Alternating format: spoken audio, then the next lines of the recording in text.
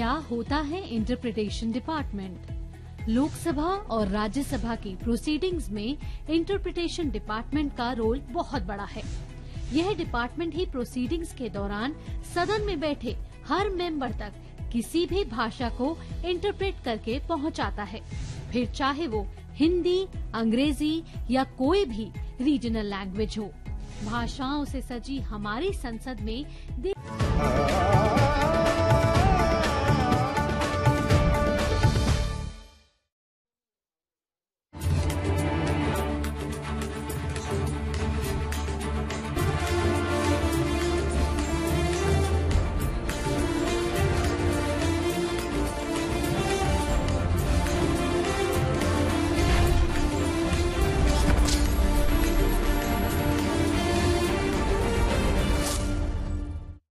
Welcome back, viewers. You're watching continuing coverage of Verdict 2022 on Sansad TV.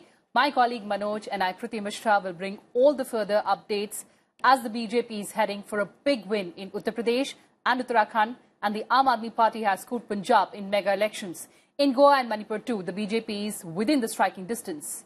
And for threadbare analysis of the factors, the challenges and the expectations, and also the impact of these results on the national political landscape, I'm joined by illustrious guests. So let me introduce them to you. Joining us in the studio, Mr. Santosh Kumar, he's senior journalist. Mr. Binay Singh, he's author and political commentator. And also joining us in the studio, Mr. Manoj Mishra, he's also senior journalist. Welcome to Sansad TV, gentlemen, and thank you so much for joining us. Mr. Singh, let me begin the program with you. So going by these results, or at least the numbers that we have writing, one thing is clear, that it is all about the welfare schemes, the delivery of goods and services, the kind of leadership you provide, and if I may allow to be if I can quote BJP, it's all about, probably as they say, Shasan, Rashan and Prashasan. Look, it's a known fact, or you can say that it is a proven fact in governance, that the direct benefit schemes that equally transform into votes. And the first example we have noted in the last Lok Sabha elections, that the beneficiaries of the government schemes were 22.5 crores and BJP got a 22 crore votes. So it was a direct transformation, you can say. But this election is different from that, and I'll say it is a way ahead from that. It is just not the beneficiaries of the direct benefit schemes, but they are beneficiaries of the law and order. And especially the women, those who have felt benefited for their daughters, for herself, and I think in the last three phases, where you can see the difference in the male and female voters is 12%. And I think that is historic. And that is for the first time in the history of Indian elections, that women have voted 12% more than the male. And that's because of this law and order beneficiaries. Not just the direct benefit schemes. That is a proven fact. But this election results are different, and I can say that is a way ahead, because for the first time in the history of Indian elections, law and order has taken the center stage. It is the center of the elections. But the people is voted because of law and order. I can quote one example. Lalu Yadav, he governed for 15 years. His governance was also referred to as Jungle Raj. But again, after 15 years, Lalu was replaced just not on the issue of governance, law and order. It was one of the issues. He was replaced because there were realignment of castes. Yes. But that time also, law and order, that was not the center stage. But this time, law and order is the center stage. जी बिल्कुल विनय जी, अगर हम कानून व्यवस्था की बात करें तो एक बड़ा मुद्दा वो उत्तर प्रदेश में रहा है, और वो रिफ्लेक्ट भी हुआ, इन परिणामों के साथ भी रिफ्लेक्ट हो रहा है। उसका असर साफ तौर पे जमीन पे भी नजर आया, प्रचार के दौरान भी नजर आया, और परिणामों में भी उभर के सामने आ रहा है। जनता ने खुद कहा कि कानून व्यवस्था एक बहुत बड़ा मुद्दा उसके लिए रही है। लेकिन ओवरऑल 5 राज्यों की तस्वीर क्या है, अभी की स्थिति क्या है, कौन आगे है, कौन पीछे है, क्या समीकरण अब भविष्य में बनने वाले हैं, इन सबको भी समझना जरूरी है। सीधे आपको लिए चलता हूं अपनी सहयोगी अमृता चौरसिया के पास, जो इस समय डाटा सेंटर में मौजूद हैं। वो हमें बताएंगे क्या स्थिति है। Over to Amrita Chaurasia. धन्यवाद मनोज और कृति, आप दोनों का बहुत बहुत शुक्रिया। और अगर बात करें सबसे बड़े सूबे की, यानी कि जो 5 विधानसभा चुनाव हुए हैं उत्तर प्रदेश, जहां पे 403 विधानसभा सीटें हैं, इस समय जो रुझान अब तक मिले, आप देखिए भारतीय जनता पार्टी जो है वो सबसे बड़ी पार्टी बनकर उभरी है। रुझान में 262 सीटें लेकर अभी आगे है भारतीय जनता पार्टी, और उसके बाद जो नंबर है वो समाजवादी पार्टी का है 136 सीटों के साथ, और इसके बाद बीएसपी 2, इंडियन नेशनल कांग्रेस 2 और अदर्स के खाते में 2 सीटें गई हैं। तो ये भारतीय जनता पार्टी इस समय उत्तर प्रदेश में सबसे आगे, सबसे तेज निकलते हुए आप देख सकते हैं। ये इस समय के रुझान है जो हम आपको दिखा रहे हैं सीटों के रूप में। और इसके बाद अगर हम वोट शेयर की बात करें तो वोट शेयर में भी भारतीय जनता पार्टी का जो वोट शेयर है वो आप देख सकते हैं, भारतीय जनता पार्टी 42.3% के साथ सिंगल लार्जेस्ट पार्टी बनकर उभर रही है उत्तर प्रदेश में। और उसके बाद वोट शेयर में नंबर समाजवादी पार्टी का आता है, और उसके बाद बीएसपी का और अदर्स के खाते में कुछ वोट शेयर्स गए हैं। आप देख सकते हैं बीएसपी पे 12.7%, अदर्स में 13.1% और कांग्रेस के खाते में महज 2.3% वोट शेयर। तो ये तस्वीर जी धन्यवाद अमृता, धन्यवाद आपका इस जानकारी के लिए। जाहिर सी बात है जो 5 राज्यों का जनादेश मनोज जी उभर के सामने आ रहा है, जिस तरह की तस्वीर उभर के आ रही है, जाहिर सी बात है उत्तराखंड में बीजेपी को बड़ा साफ तौर पर दिख रही है, और उत्तर प्रदेश में भी लगभग सरकार अच्छे बहुमत के साथ आती हुई दिख रही है, और मणिपुर, गोवा में भी बीजेपी मजबूत है, पंजाब में आम आदमी पार्टी को बढ़त है। आप कैसे देख रहे हैं इस जनादेश को, जो समीकरण उभर के सामने आ रहे हैं, जो रुझान सामने उभर के आ रहे हैं? नहीं, निश्चित रूप से ये अभी शुरुआत हम लोगों ने की थी बातचीत में, उसमें ये आया था, ये पहला चुनाव काफी लंबे समय बाद हुआ है जिसमें सकारात्मक मुद्दों पर वोटिंग हुई है। और जो एंटी इनकम्बेंसी कहा जाता है वो पंजाब को अगर आप छोड़ दें, पंजाब में भी एंटी इनकम्बेंसी नहीं था, कांग्रेस की आपस की फाइट जी वो ज्यादा प्रभावी हुई, और आम जनता में ये मैसेज गया कि ये तो आपस में लड़ेंगे, इसलिए उन्होंने वहां विकल्प अकाली दल बन नहीं पाया, और भाजपा का गठबंधन भी देर से बना, इसलिए लोगों ने आम आदमी पार्टी को चुना। पिछली बार भी आम आदमी पार्टी बेहतर स्थिति में वहां थी, लेकिन आखिर में वो मुद्दा बन गया, और कैप्टन अमरिंदर सिंह की उस समय छवि थोड़ी और अलग तरह की थी, तो इसलिए वो जीत गए। बाकी 4 राज्यों में जहां भाजपा का शासन था वहां भाजपा फिर से आ रही है। ये अपने आप में ये संकेत है कि सकारात्मक चीजों का, लॉ एंड ऑर्डर एक बहुत बड़ा केंद्रीय मुद्दा रहा, लेकिन जिस तरह से चुनाव लड़ा, सबसे यूनिक चीज आप इस बार जो देखें, बनारस के एमपी हैं देश के प्रधानमंत्री, उनको माने ये जैसे उनको ये संदेश जाता था या ये एहसास होता था कि अमुक जगह पार्टी कमजोर है, देश का प्रधानमंत्री टैकल करता था। एक एक आदमी से संपर्क करना। योगी जी जो प्रदेश के मुख्यमंत्री बाद में बनाए गए, पहले से प्रोजेक्ट मुख्यमंत्री नहीं थे, लेकिन उन्होंने अपना कद कितना बड़ा किया, और हर जगह कोरोना काल में लोग, कोरोना क्यों नहीं मुद्दा बन पाया, जबकि सबसे पिछड़े राज्यों में है उत्तर प्रदेश शुमार, और भारी संकट, मतलब समझिए ढंग के अस्पताल का अभाव पूरे प्रदेश में वर्षों से रहा है। अभी लोग प्रयास कर रहे हैं, कई जगह एम्स बनाने की बात, हर जिलों में मेडिकल कॉलेज बनाने की बात कई जगह शुरू भी हुआ, कुछ जगह बेनिफिशियल दिख भी रहे हैं, इलाज भी बेहतर तरीके से हो रहा है। लेकिन कोरोना काल में जिसमें एक साजिश के तहत ये दिखाई गई कि लाशें सड़क पर फेंकी गई, वो मुद्दा नहीं बन पाया।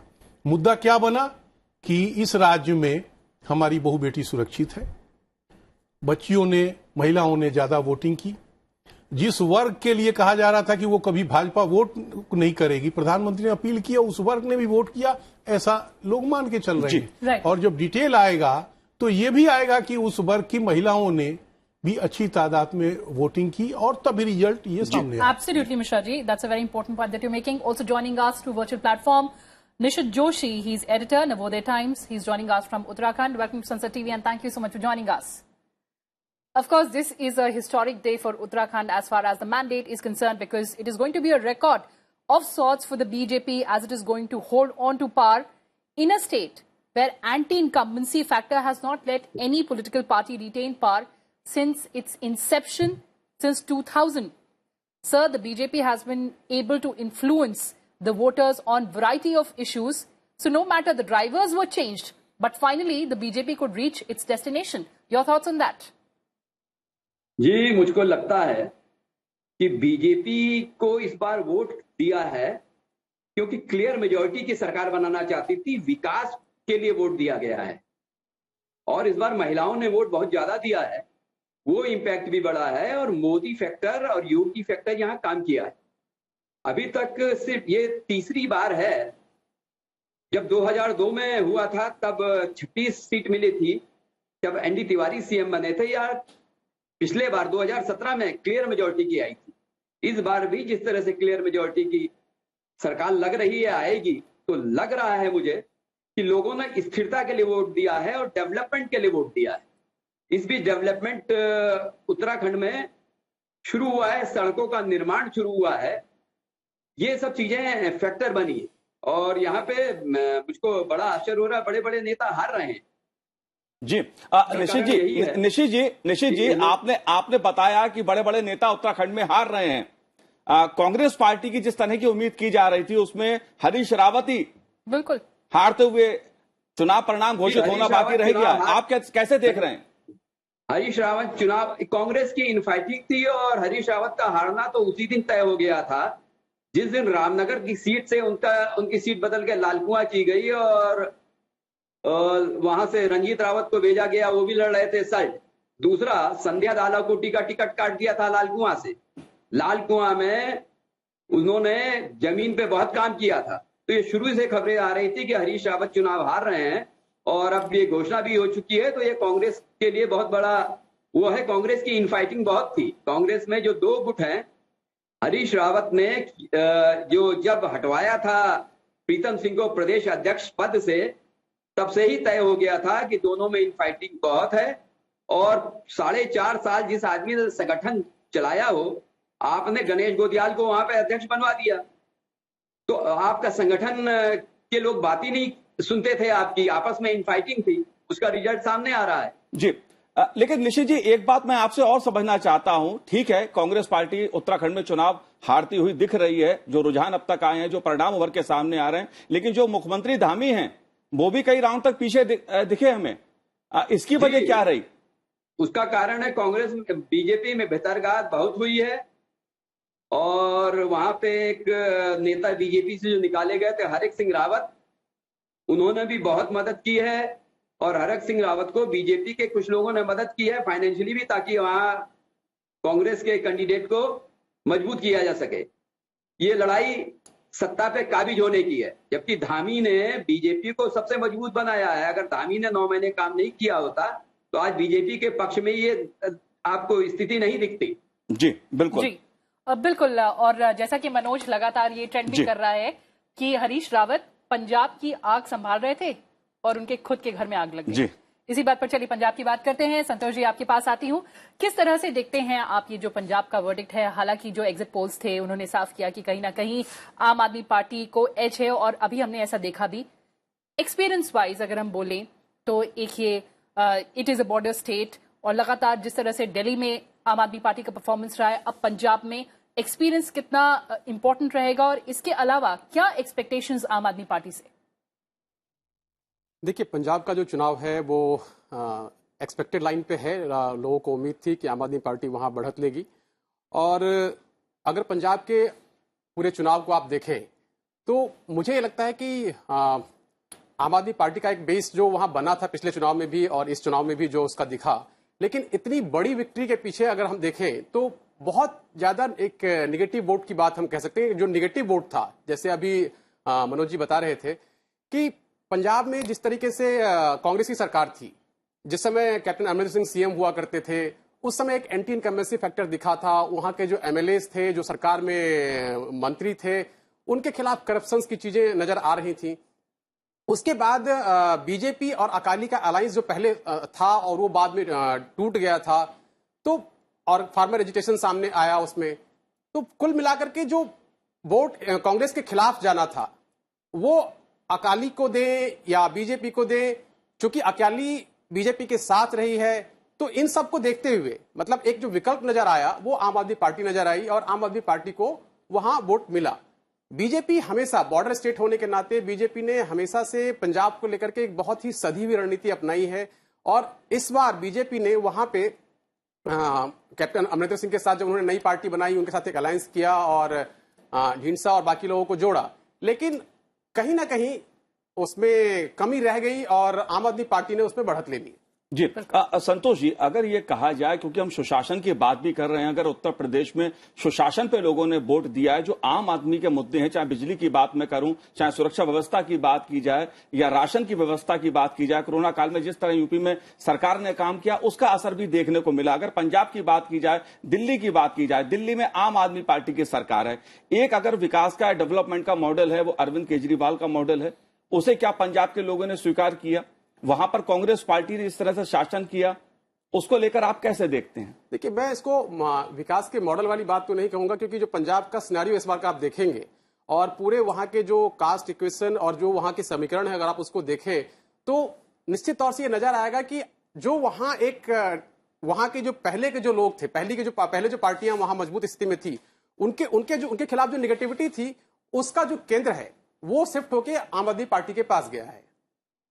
जी विनय जी, इसे मैं समझना चाहूंगा पंजाब की राजनीति, क्योंकि पंजाब की राजनीति में ठीक है कांग्रेस के भीतर घमासान था, उनके पूर्व मुख्यमंत्री पार्टी छोड़ गए, बीजेपी के साथ गठबंधन हो गया, लेकिन अगर पंजाब की राजनीति को अगर इस बार आप देखें तो बहुकोणीय मुकाबला था। एक तरफ श्रोमणी अकाली दल बीएसपी का गठबंधन था, एक तरफ बीजेपी और अमरिंदर सिंह साथ में थे, उनका गठबंधन था, आम आदमी पार्टी थी और कुछ छोटे दल भी वहां पर थे जो किसानों के नाम पे आंदोलन कर रहे थे, उन्होंने भी अपने उम्मीदवार खड़े किए थे। इतनी बड़ी विक्ट्री आम आदमी पार्टी की, इसके क्या मायने हैं? क्योंकि अगर मैं केजरीवाल के डेवलपमेंट के मॉडल की बात कर रहा हूं तो वहां पर एक मॉडल बीजेपी का भी है जो उत्तर प्रदेश में योगी को पसंद कर रहा है। एब्सोल्युटली। देखिए, पंजाब ने ना वोटिंग यूपी मॉडल को देख के किया है, ना दिल्ली मॉडल को देख के किया है, वो चर्चा भी नहीं करते इसकी।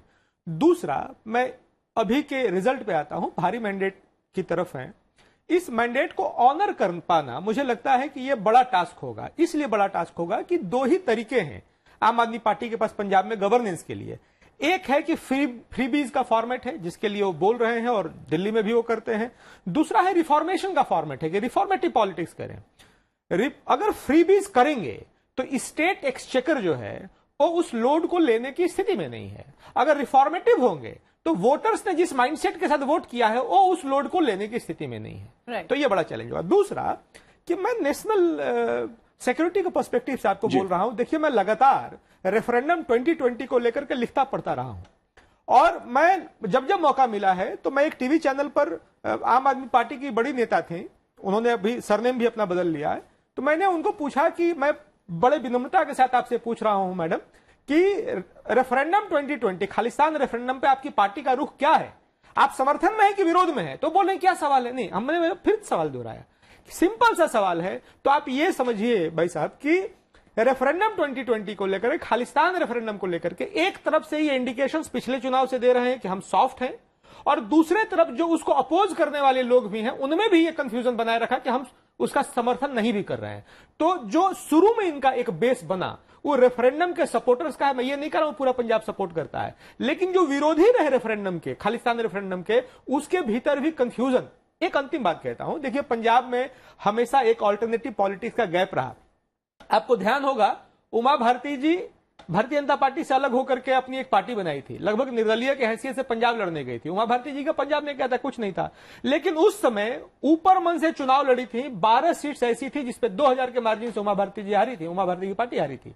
एक ऑल्टरनेटिव पॉलिटिक्स की गुंजाइश हमेशा से पिछले 15-20 साल से पंजाब में रही है। तो ये मिक्सचर है जो इस मैंडेट का आप देख रहे हैं। नेशनल सिक्योरिटी वाला एंगल मैंने बताया, रेफरेंडम को लेकर के जो कंफ्यूजन इन्होंने रखा, फ्रीबीज को लेकर जो इन्होंने किया है, और मुझे लगता है कि जब गवर्नेंस पे आएंगे ना, अभी तो उत्साह 2 दिन में ठंडा हो जाएगा, तो उसको कैरी फॉरवर्ड करना, लोगों ने जो मैंडेट दिया उसको ऑनर कर पाना, मुझे लगता है ये बहुत बड़ा चैलेंज होने वाला है। Alright, that's going to be a challenge, sir. But talking about its impact in Delhi, now the emergence of Aam Aadmi Party in Punjab will certainly cause ripples here in the national capital as well.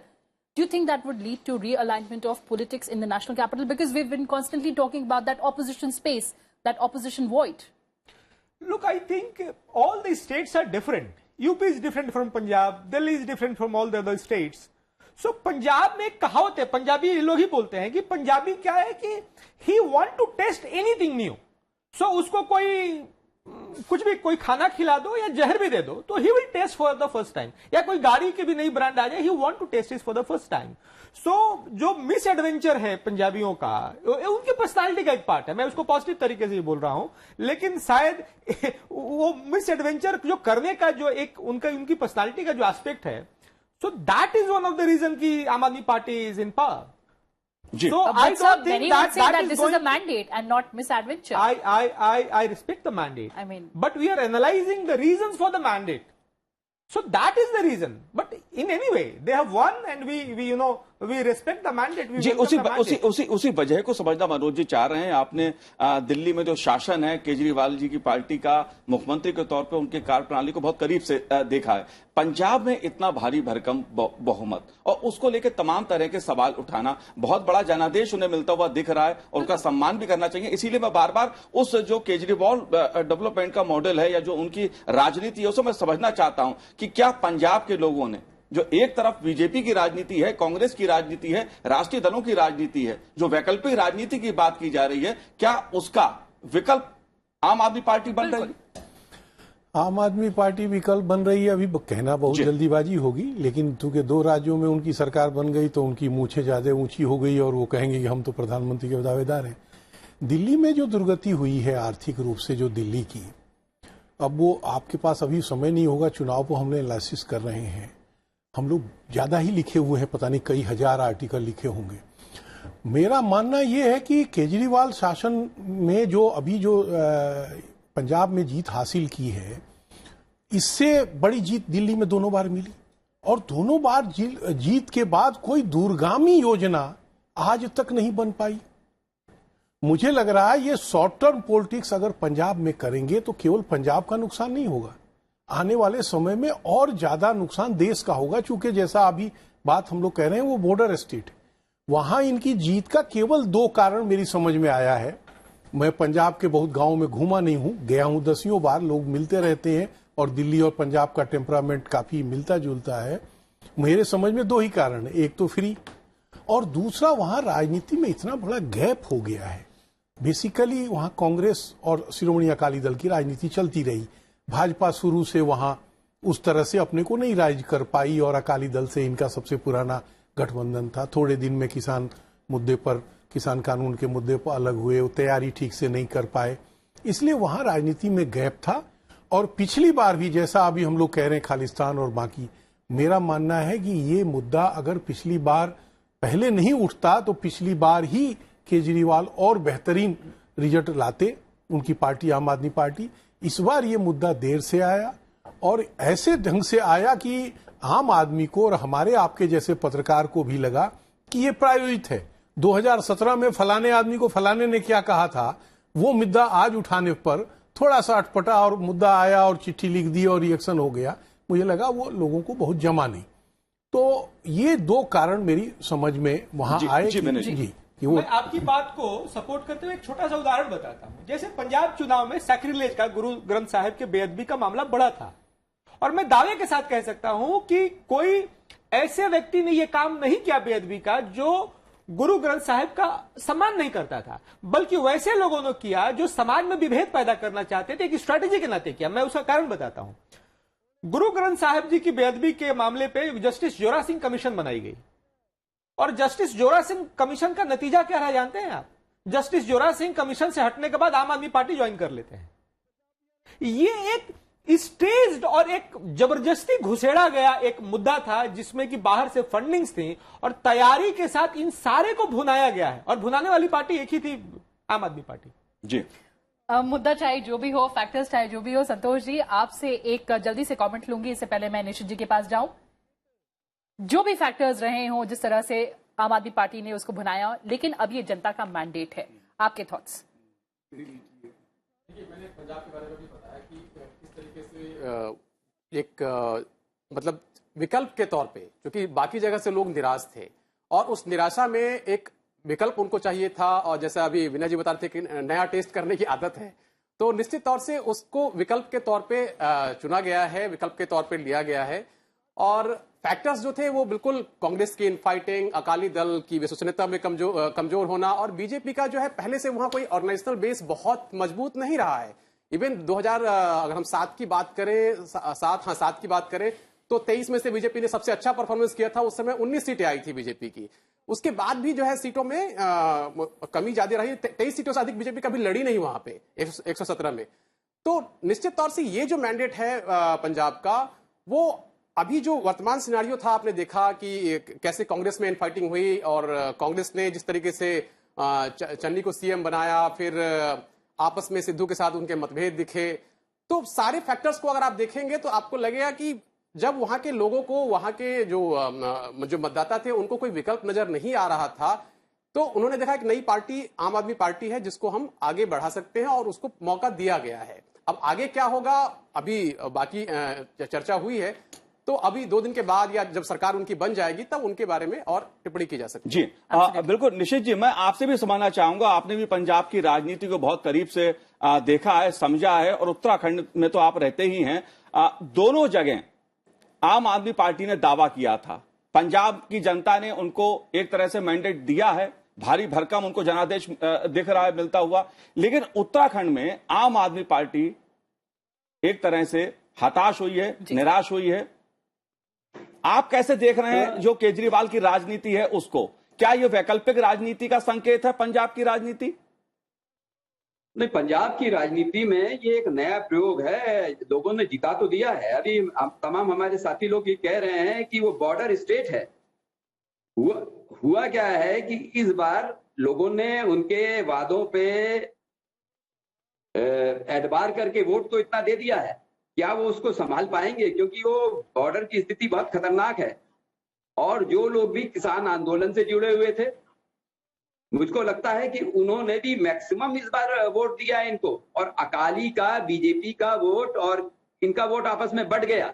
एक कारण ये भी है जी। तो ये पंजाब का कारण है। पंजाब में मुझको एक बहुत बड़ा डर लग रहा है, शुरू से डर लग रहा है कि क्या पंजाब बिगड़ तो नहीं जाएगा।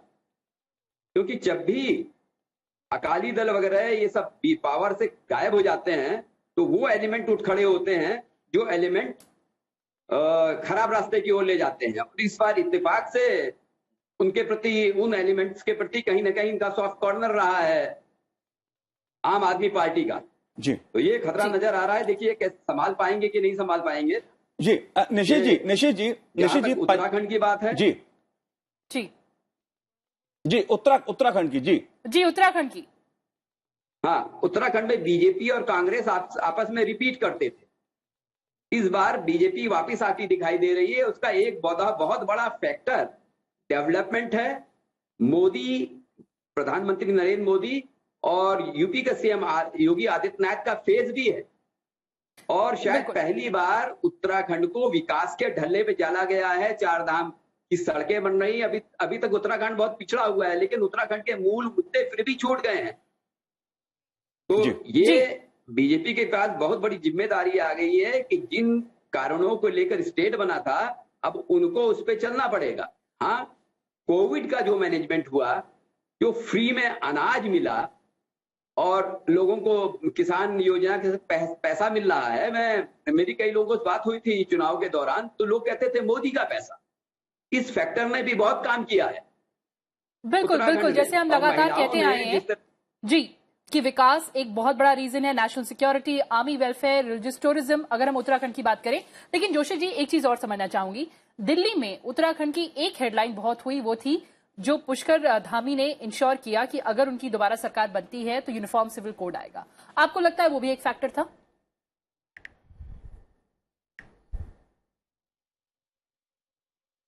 जो था वो मेरे ख्याल से मोदी जी का जो डेवलपमेंट का प्रोग्राम है, मोदी जी का और योगी जी का फेस है, ये बहुत बड़ा हुआ है। और कहीं ना कहीं अंडर करंट कुछ चीजें चल रही थी, वो सामने नहीं आ पा रही थी। ध्रुवीकरण हुआ है, और ध्रुवीकरण बड़े पैमाने पे हुआ है, क्योंकि यहाँ एक मुस्लिम यूनिवर्सिटी की बात कह दी थी, उसने कांग्रेस वोट को बहुत बुरी तरह खराब किया है उसने। और तीसरी बात की कांग्रेस की इनफाइटिंग बहुत थी जी। आपस में जितनी मारकाट हुई है, जिस व्यक्ति को एक अभी यमुनोत्री में जो व्यक्ति इंडिपेंडेंट जीत रहा था, आपस की गुटबाजी में उसका टिकट काट दिया कांग्रेस ने, सिर्फ क्योंकि वो दूसरे बिल्कुल निश्चित जी, तो ये कारण भी हुआ है। छेतरघात बीजेपी में भी हुई है जी, इसलिए बीजेपी के भी रिजल्ट कुछ अनायास आपको दिख रहे हैं कि कुछ लोग हारते हुए नजर आ रहे हैं जी। निश्चित जी, तो उत्तराखंड में दूसरा इस बार अदल बदल बहुत हुई, कांग्रेस का आदमी चला गया बीजेपी में, बीजेपी का कांग्रेस में आ गया संजीव आर्या, जो यशपाल आर्या के बेटे थे, वो नैनीताल से चुनाव हार गए और कांग्रेस से आई सट्टा आर्या चुनाव जीत गई। ये सब उत्तराखंड में बड़ा उलट पुलट हुआ है इस बार जी। जाहिर सी बात है, कांग्रेस में जो घमासान है, वो चाहे पंजाब की बात मैं करूं, उत्तराखंड की बात करूं, उत्तर प्रदेश की बात करूं, वो लगभग लगता है कि स्थायी समस्या सी लग रहा है। लेकिन हम आम आदमी पार्टी की और पंजाब की राजनीति को समझना चाह रहे, तो उसके साथ मैंने उत्तराखंड इसलिए भी जोड़ा, उत्तर प्रदेश में भी आम आदमी पार्टी चुनाव लड़ी, लेकिन आम आदमी पार्टी पंजाब में अच्छा करती है, उत्तर प्रदेश की जनता उसे नकारती है, उत्तराखंड की जनता उसे नकारती है। इसकी वजह आप क्या देख रहे हैं, ये क्या वजह रही? निश्चित रूप से अभी जो समान आचार संहिता की बात हो रही थी, कॉमन सिविल कोड की, मुझे लग रहा है वो वहाँ बहुत प्रभावी इसलिए नहीं है। मैं उत्तराखंड काफी साल कवर किया, क्योंकि अब जो उत्तराखंड का सिनेरियो है उसमें हरिद्वार और थोड़ी सी तराई के इलाके छोड़ के बाकी मुस्लिम आबादी बहुत कम है, तो इसे, लेकिन उसका कहीं ना कहीं असर तो हुआ ही। योगी और मोदी जी का ये कंबाइंड असर मैंने आश्चर्यजनक है, चूंकि ओरिजिनली रहने वाले योगी जी उत्तराखंड के हैं, कि उनका असर उत्तराखंड में भी हुआ है। उत्तराखंड में दूसरी चीजें चलती थी, वो दो बड़े कास्ट जो हैं उनकी आपस की लड़ाई, राजपूत और ब्राह्मणों की, और इसीलिए ये तय करके कि साहब आबादी के हिसाब से बदलते रहते थे मुख्यमंत्री का उम्मीदवार और पार्टी के चेहरे। इस बार भाजपा ने अलग ढंग से प्रयोग किया और कांग्रेस में ये कंफ्यूजन बना रहा। कांग्रेस में वहां भी जैसे जो पंजाब में हुआ है, कमोबेश वही स्थिति हो गई जी। मतलब वहां भी धमकी की राजनीति हुई, और उस धमकी की राजनीति में जैसे वहां सिद्धू प्रदेश अध्यक्ष बना दिए गए और बाद में खैर वो पता नहीं बदल पाए मुख्यमंत्री का चेहरा, नहीं तो वही स्थिति उत्तराखंड में हुई। अगर उत्तराखंड में मुझे ये लग रहा है कि अगर ये सब चीजें पहले ये तय कर लेते तो हो सकता है वहां जो परंपरा है कि हर 5 साल में सरकार बदलने की, उसमें थोड़ी सफलता उनको मिलती। लेकिन वातावरण जो है वो उस तरह का कांग्रेस बना नहीं पाई, और कार्यकर्ताओं में तो मुझे लग रहा है धीरे धीरे पूरे देश में कांग्रेस के साथ गड़बड़ी आ रही है। आम आदमी पार्टी ने जिस ढंग से पंजाब में काम किया उस ढंग से वहां काम नहीं किया। वहां ये सारे फैक्टर है नहीं जी। पंजाब में वो यहां भी जैसे लोगों ने उनकी विचारधारा, जो पार्टी के सर्वमान्य नेता हैं उनसे लोगों ने उनकी विचारधारा पूछी थी बहुत पहले हम लोगों ने, तो उन्होंने कहा कि हमारी कोई विचारधारा नहीं, हम पब्लिक की विचारधारा है। और वो कभी लेफ्ट, और उनकी पार्टी के जो नेता हैं उनके बारे में हम लोग लिखते रहे कि कौन लेफ्ट से है कौन राइट, तो वो वहां भी जो उन्होंने किया है मुझे लग रहा है वो इंटेंशनली सपोर्ट नहीं लिया होगा जी, लेकिन उनको सुविधाजनक लगा होगा इसलिए उन्होंने सपोर्ट लिया।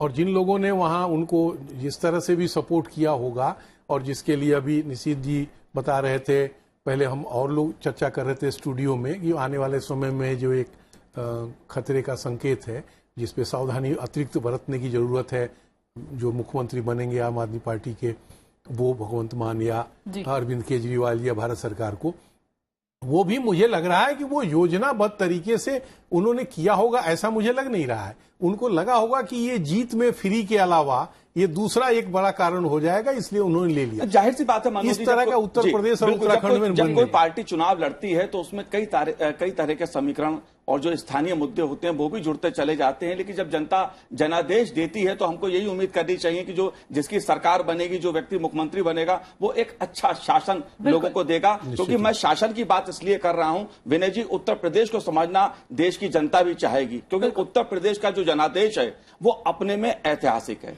करीब 37 साल बाद किसी पार्टी को लगातार दूसरी बार प्रदेश की जनता बहुमत दे रही है, और बहुमत कोई छोटा बहुमत नहीं है, एक बड़ा बहुमत। 300 सीटों, करीब 250 से 300 सीटों के बीच बीजेपी रुझानों में बढ़ती हुई दिख रही है। अगर ये परिणाम आते हैं इस तरह के कि पार्टी 280 या 300 के आसपास तक जाती है, तो अपने में एक ऐतिहासिक उत्तर प्रदेश की राजनीति के लिए संकेत होगा। आप इसका क्या इसको मानते हैं, क्या वजह मानते हैं इसकी? देखिए, मैं मानता हूं कि पिछले आजादी के बाद पिछले 5-6 दशकों में जिन मुद्दों ने भारतीय राजनीति को डोमिनेट किया है, कि हमेशा वही राजनीति के मुद्दे रहे और अभी की जो सरकार है वो पिछली सरकारों को उसके न करने के लिए कोसती थी। वो मुद्दे थे बिजली, सड़क, पानी, शिक्षा, स्वास्थ्य। ये जो मैंडेट है, मुझे लगता है कि भारत की राजनीति इन 5 मुद्दों से बाहर निकल रही है और जब तक बाहर नहीं निकलेगी तब तक जात पात नहीं टूटेगा। कौन से 5 मुद्दे हैं वो? बिजली, सड़क, पानी, शिक्षा, स्वास्थ्य जी। या तो इसमें से कई मुद्दे एकदम कमजोर हो गए, कई मुद्दे समाप्त हो गए। बिजली मुद्दा नहीं है, सड़क मुद्दा नहीं है, पानी पे वॉर फुटिंग पे काम हो रहा है, स्वास्थ्य पे इतनी बड़ी योजना चल रही है, बॉटम ऑफ द पिरामिड के एक बड़े मतलब जो देश का बड़ा सेक्शन है उसको 5-5 लाख की बीमा है।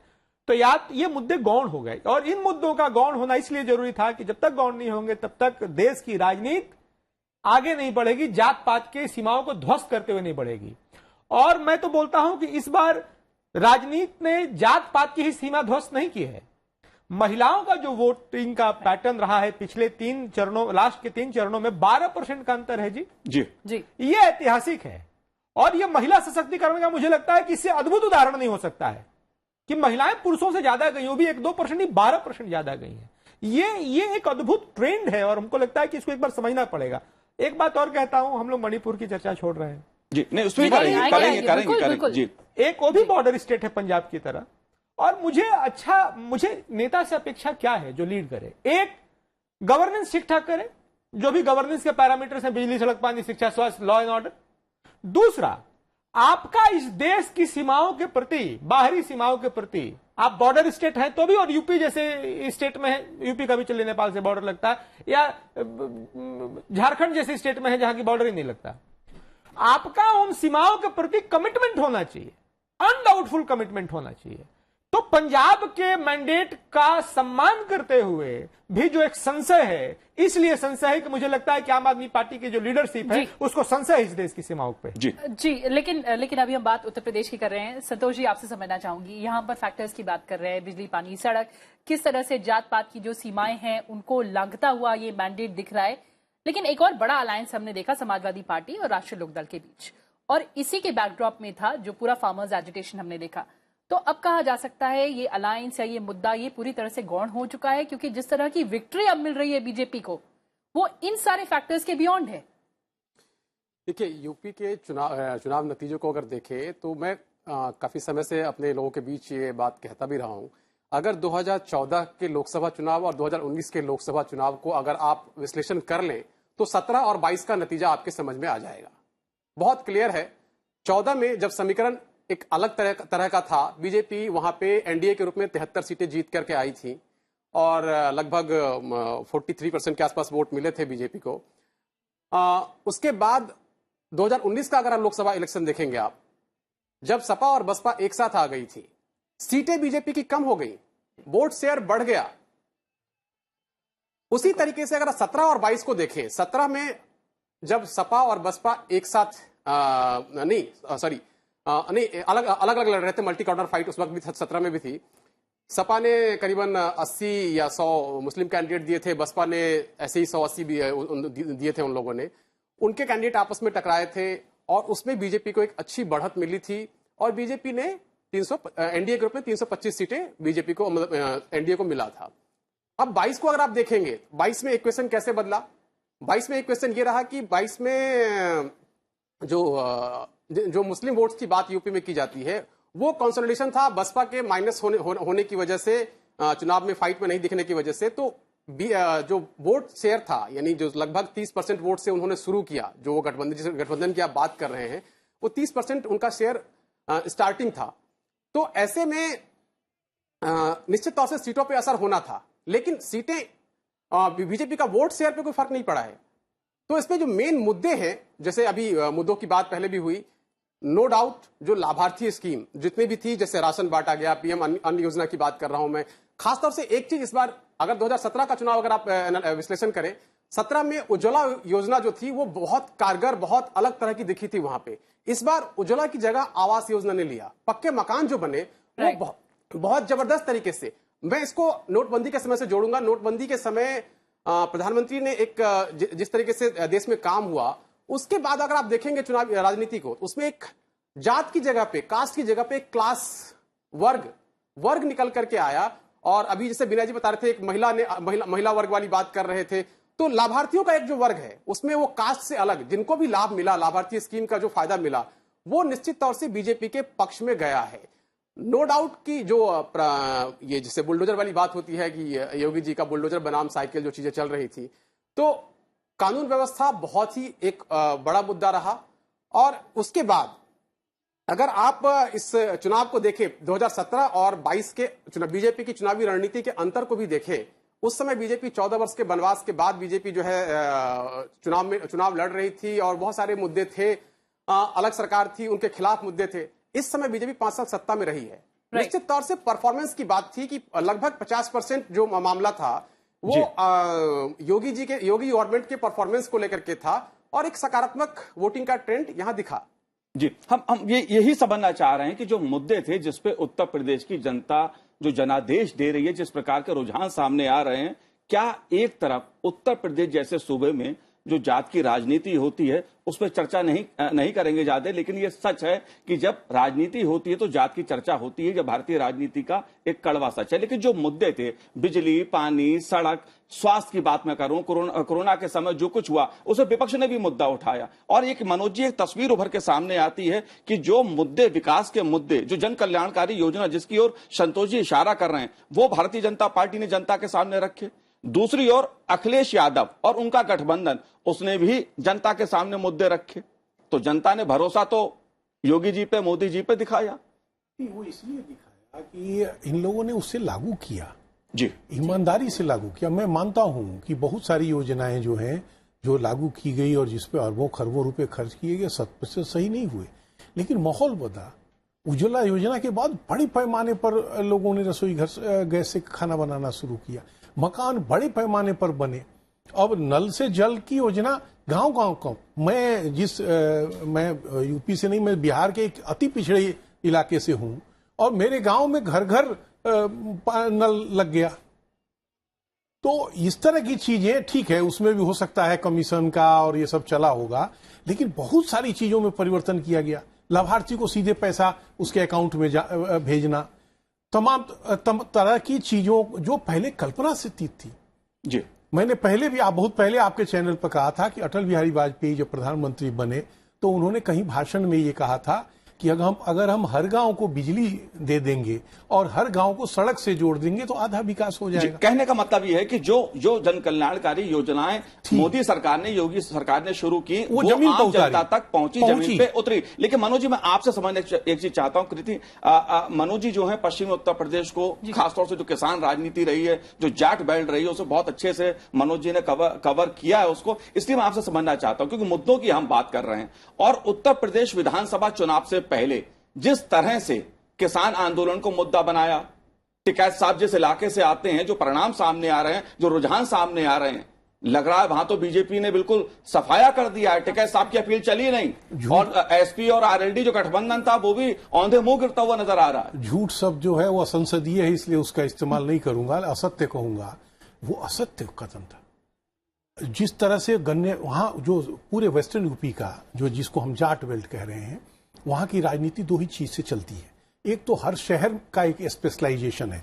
आप गाजियाबाद से शुरू करेंगे और आपके शहर बरेली तक, हर शहर में एक यूनिक चीज बनती है। कहीं ताला बनता है, कहीं आपको कपड़े का काम है, कहीं छाता का काम है, कहीं तरह तरह की चीजें, कैंची का काम है, कहीं और दूसरा गन्ना जो कैश क्रॉप है, जिससे आप लड़की की शादी करते हैं, इलाज कराते हैं। ये सफेद झूठ हुआ। जितनी आसानी से लोन उपलब्ध कराया गया इन छोटे कारीगरों को जो अब मोहल्ले में काम करते थे, पहले कभी नहीं हुआ। बिना बिचौलिए के लोन उपलब्ध कराया गया। दूसरा, गन्ने का जिस लेवल पर भुगतान कराया गया वो कभी नहीं हुआ। लगा कि ये झूठ बोल रहे हैं। किसान कानून जो बदला, मैं नरेंद्र मोदी जी का सलाहकार नहीं हूं, उन्होंने चाहे जिस दबाव में बदला या जिस सोच में बदला या जिस फीड, लेकिन वो गलत था, उनका बदलना नहीं था। क्योंकि जो योजनाएं, मैं तो टिकैत को कवर किया हूं उस दौरान से जब टिकैत पैदा हुए थे।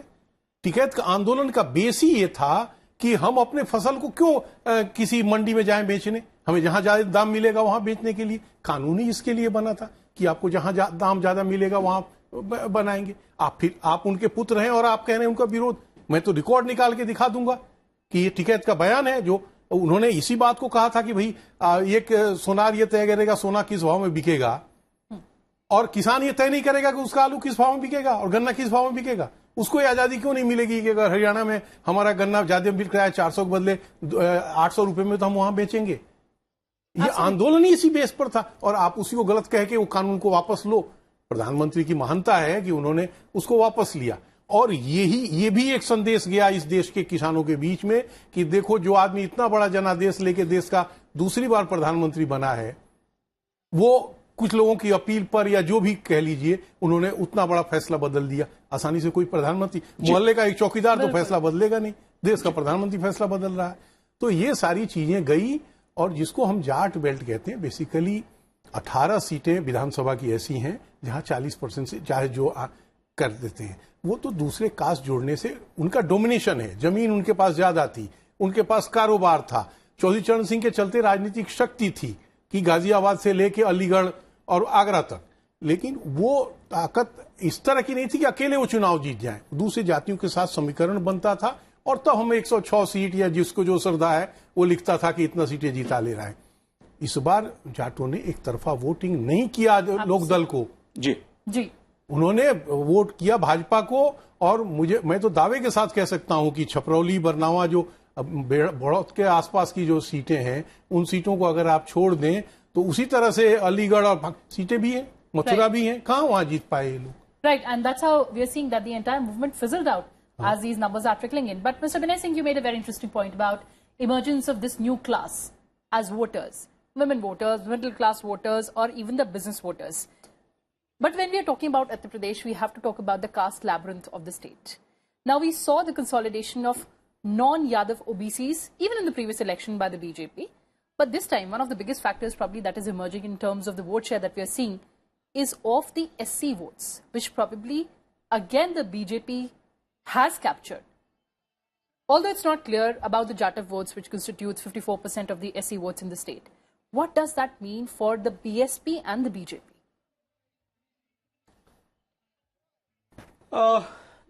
Two things first, that there are so many trends you can see for the first time, and all the science of psephology, the words often used in psephology, anti-incumbency, this, that, caste factor, caste alignment, everything has failed.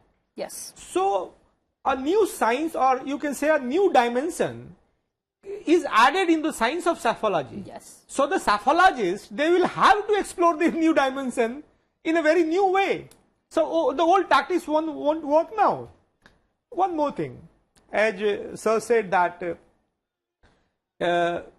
one district, one produce now, you know, yes. So every district has a unique produce.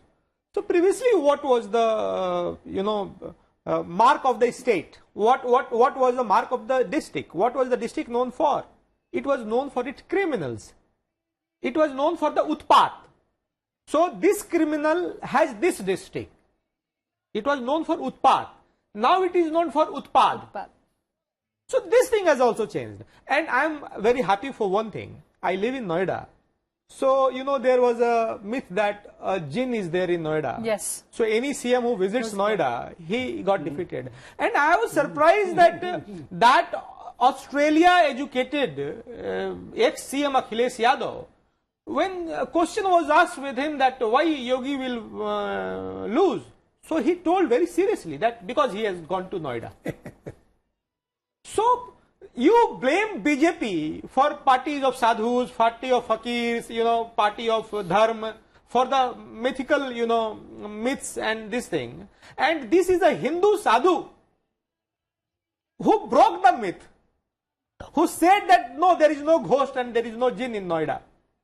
It is like other states. It is not a cursed district. There is no curse on going to Noida or visiting to Noida.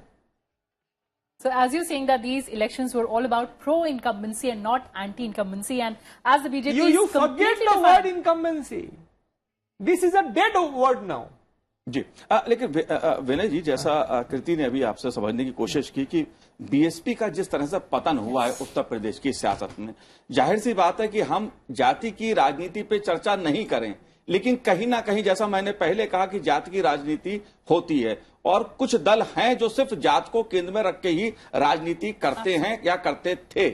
जो परिणाम उत्तर प्रदेश के सामने आ रहे हैं, चाहे पूर्वी उत्तर प्रदेश की बात मैं करूं या मैं अखिलेश यादव जी के जो इलाके हैं या क्षेत्र हैं उनके, उसके क्षेत्र की बात मैं करूं, आरएलडी के क्षेत्र की मैं बात करूं, जिस तरह से जातिगत राजनीति का जो एक भाव था वो टूटा है, उसे आप महसूस कर रहे हैं क्या? नई सोशल इंजीनियरिंग उभर के सामने आ रही है? बिल्कुल महसूस कर रहे हैं। और मैं एक बात आपसे पूछता हूं, सब लोगों से पूछता हूं, महिलाओं की जाति होती है कि नहीं? महिलाओं की भी जाति होती है, पुरुषों की जाति होती है। तो इस ट्रेंड को तोड़ने में, जातिवाद के ट्रेंड को तोड़ने में महिलाओं की भूमिका अग्रणी रही है। इस बार महिलाओं ने आगे बढ़ करके, मैं कुछ उदाहरण बता रहा हूं, मैं उत्तर प्रदेश जब घूमा तो जिन जातियों को जैसे ऐसे माना जाता है कि फला जाति है तो ये सपा की वोटर्स हैं, तो उस जाति के लोग बोल रहे थे, जो कमिटेड वोटर्स थे सपा के, कि अरे ये घर में भाजपा करती रहती है तो इसको वोट दे जाएंगे तो भाजपा को माराएगी। मुस्लिम महिलाओं के घर में ये चर्चा चुनाव के समय से नहीं, पिछले 1 साल से है। कोई घर में झगड़ा होता है, कोई सेंसिटिव मैटर्स आते हैं उनके राइट वायलेशंस के, तो कहती है कि हम भाजपा वालों के पास जाकर शिकायत कर देंगे।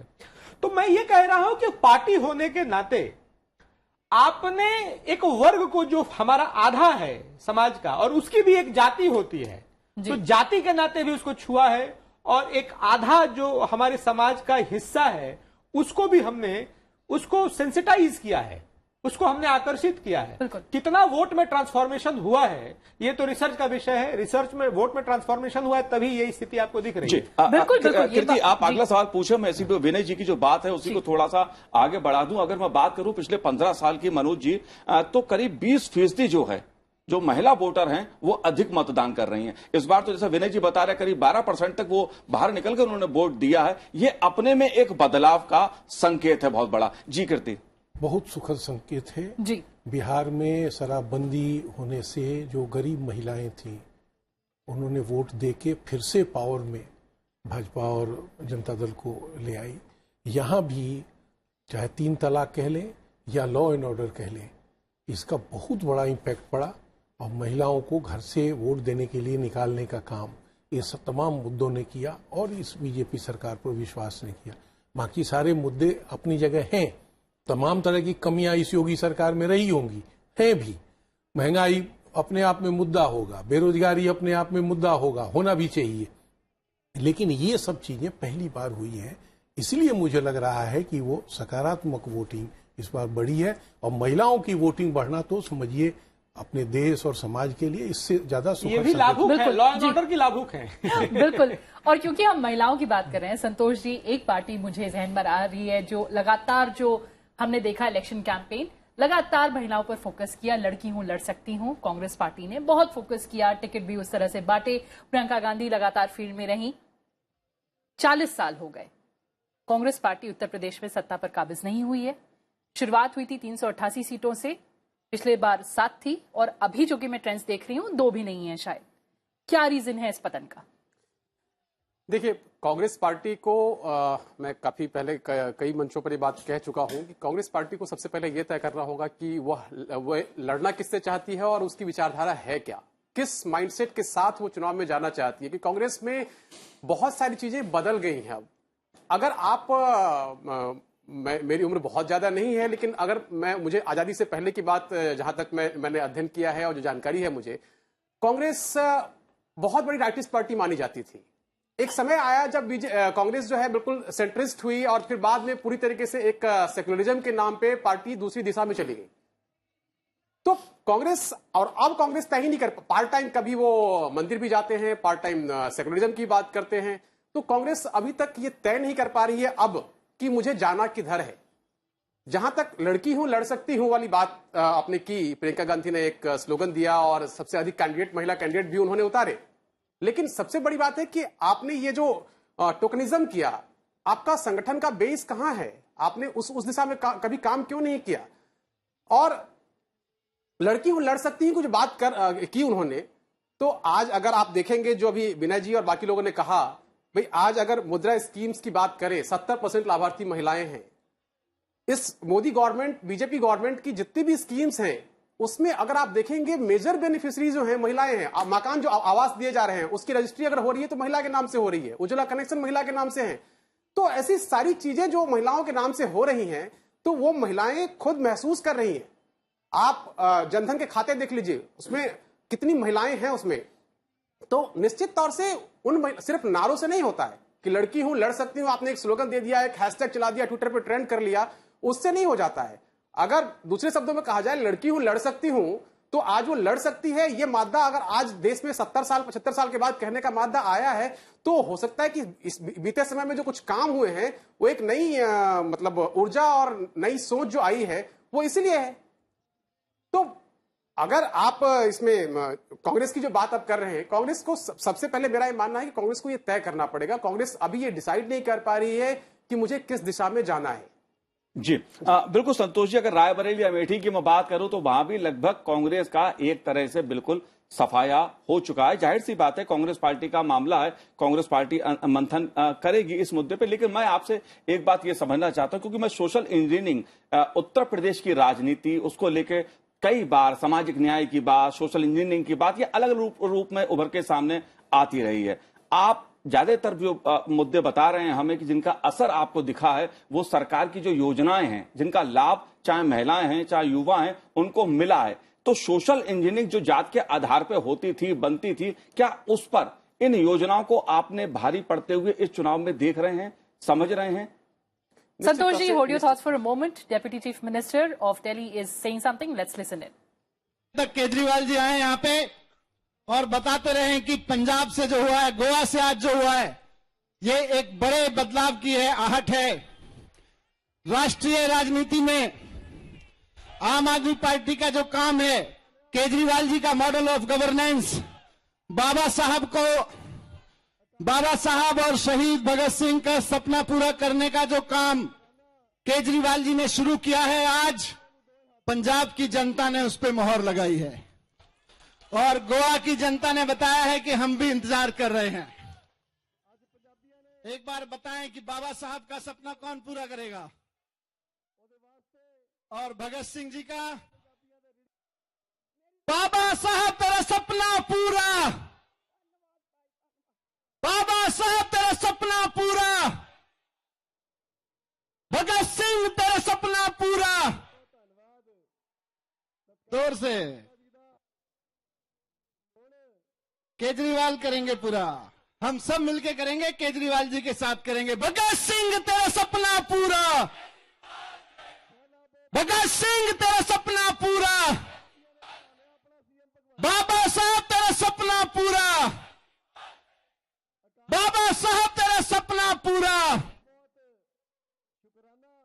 देखिए मनीष सिसोदिया वही बाबा साहब का सपना कौन पूरा करेगा वो नारा लगवा रहे हैं। वो सोशल इंजीनियरिंग की जो मैं बात कर रहा हूं संतोष जी, जो समझना चाह रहा हूं मैं, विकास की बात सब करते हैं, विकास की योजनाएं भी सब देते हैं, लेकिन अंततः सोशल इंजीनियरिंग की बात कहीं ना कहीं से प्रत्यक्ष या अप्रत्यक्ष रूप से होने लगती है। तो जो परिणाम उत्तर प्रदेश के सामने हमारे आ रहे हैं, जो रुझान सामने आ रहे हैं, और जैसा आप कह रहे हैं कि योजनाओं का लाभ आम लोगों तक पहुंचा, मैं समझना आपसे ये चाहता हूं कि जो सोशल इंजीनियरिंग की बात होती थी उस पे क्या ये योजनाओं की विकास की बात अब भारी पड़ रही है? जनता क्या जागरूक है, अब इस बात को समझ रही है कि जात की राजनीति नहीं चलेगी, विकास की बात चलेगी, विकास के मुद्दे चलेंगे? क्या कहना है आपका? मनोज जी, मुझे लगता है कि इसमें अगर कोई भी व्यक्ति, अगर आप प्रधानमंत्री नरेंद्र मोदी और गृहमंत्री अमित शाह की रणनीति को समझे, अमित शाह बीजेपी के अध्यक्ष जब 5 साल रहे, उस रणनीति को अगर आप समझें तो ये तस्वीर बहुत क्लियर हो जाएगी। इसमें कोई शक नहीं है, कोई संदेह नहीं है कि पार्टी जितनी भी है वो जो रणनीति बनाती है उसमें कास्ट का अच्छा खासा ख्याल रखती है। कास्ट के समीकरण, कास्ट की जो अपनी संख्या है उसको देखते हुए ही रणनीति बनाती है। चुनाव में बोलना ना बोलना एक अलग चीज है, लेकिन रणनीति बनाने में उसकी एक बड़ी भूमिका होती है, उसके आधार पर ही सारी स्ट्रेटजी फॉर्म होती है। अगर आप यूपी की पुरानी 2017 की बात करूं मैं, 17 में जो स्ट्रेटजी बनी और वही कमोवेश बीजेपी में रणनीति का, मतलब एक एग्जांपल के तौर पे मैं समझाऊंगा, जिसका मैंने 2019 के चुनाव पे एक किताब लिखी, उसमें किताब में मैंने जिक्र भी किया है उस चीज का। उसमें बीजेपी के एक संगठन मंत्री हैं सुनील बंसल, वहां पे यूपी के अंदर जब उनको संगठन मंत्री का कार्यभार दिया गया 2014 में, वो अमित शाह जी के साथ सह प्रभारी हुआ करते थे। उसके बाद संगठन मंत्री का चार्ज उनको दिया गया। उसके बाद उन्होंने संगठन में कुछ चेंजेस किए, अमित शाह जी से परमिशन लेकर के कि हम चाहते हैं कि पदाधिकारी जो हमारे वहां पे हैं अलग अलग मोर्चाज में, स्टेट्स में, जिलों में, मंडल लेवल पे, हम उसको बढ़ाना चाहते हैं, पुराने को कम किए बिना। ये परमिशन उन्होंने राष्ट्रीय अध्यक्ष से ली और उन्होंने किया। 6 महीने के बाद उनको एक फोटो, एक फेसबुक पे एक कार्यकर्ता ने 2 फोटो लगा रखी थी, पुरानी भाजपा, नई भाजपा, यूपी के। उसमें उनको एक कौतूहल हुआ तो उन्होंने पूछा उस कार्यकर्ता से कि भाई इसका मतलब क्या है। तो उस कार्यकर्ता ने कहा कि आप देखिए उस चीज को कि पहले वाले फोटो में मंच पे जो लोग बैठे हुए हैं उनको देखिए और दूसरे वाले मंच पे फोटो को देखिए। अंतर क्या था कि पहले वाले मंच पे जिसमें सिर्फ फॉरवर्ड क्लास के लोग ही नजर आते थे, दूसरे वाले मंच पे उसमें समाज का एक सामाजिक समीकरण का गुलदस्ता वो दिख रहा था। तो ये जो Alright, hold your thoughts, Santosh ji. We have to cut across to Aam Aadmi Party headquarters. Arvind Kejriwal is addressing. Punjab वाले हो तुसी कमाल कर दिता।